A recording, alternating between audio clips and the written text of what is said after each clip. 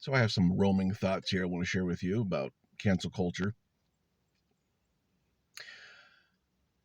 Cancel culture warriors, invoke the First Amendment uh, all the time. It's suspiciously one of the only times. One thing I've noticed about the far right wing is that they're all about the First Amendment when their bigotry is being openly called out and they're being canceled. They're all of a sudden First Amendment warriors when their racism, bigotry, and phobias are met with pushback, as they all should be. But even beyond that, you don't have to engage these people. Like, I don't need a robust discourse with a bigot explaining to me why they are a bigot or a racist or a homophobe or a transphobe. I don't need to care. I don't need to know the details. I don't need to hear you explain to me at length why you're full of hate and why you feel the way you do. You're going to want to save that discourse for the other bigots who care. And then you want to cry that you're being canceled. We just don't want anything to do with you.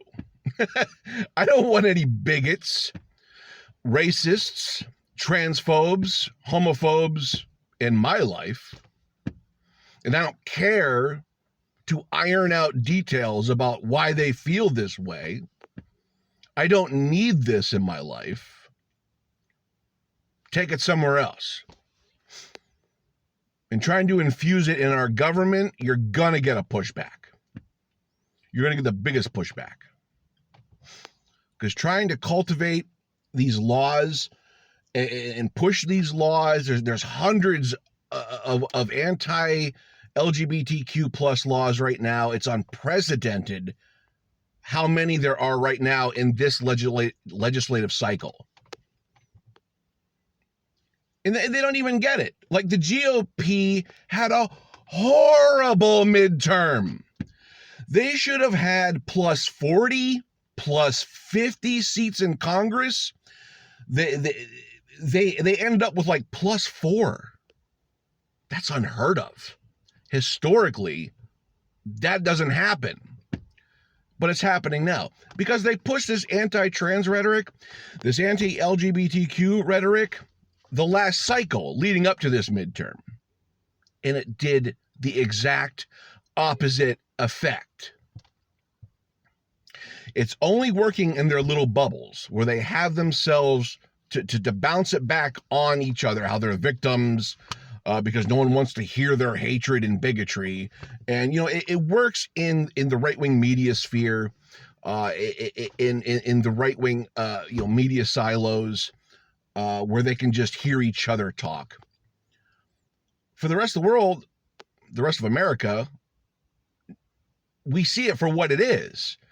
It's hatred, it's bigotry, it's racism. And you guys are paying for it politically, and you're gonna keep paying for it politically. So keep it up. What else do I want to say? When somebody utters bigotry, racism, transphobia, homophobia, etc., in the public space, whether in person or in the virtual world, they cancel themselves, okay? They want to point fingers and blame. Oh, you're canceling me. How dare you cancel me? We're just people who don't want to be around racist, bigots, homophobes, transphobes, and the like. And you can't stand that. So you project sad, weak. These people are pathetic. It's consequence culture. You are a victim of consequences of your own actions. The words you speak have actions that follow them. And you don't get it. You're the victim. Right? That's what you tell each other all the time. In your right-wing media silos. You're the victim. Right?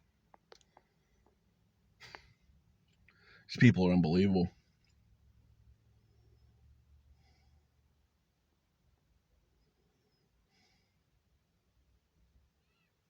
Consequence culture is greater than cancel culture.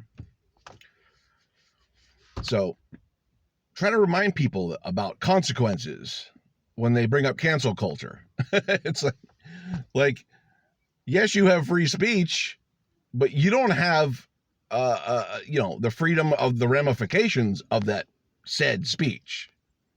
There are consequences. And if you don't like it, sad day for you. You still have your free speech at the end of the day, but the court of public opinion is going to rule on it, and it's not going to be in your favor unless you stay in your little, media space where other bigots, where you guys can grieve together and, compare notes about how you're the biggest victims in the world here.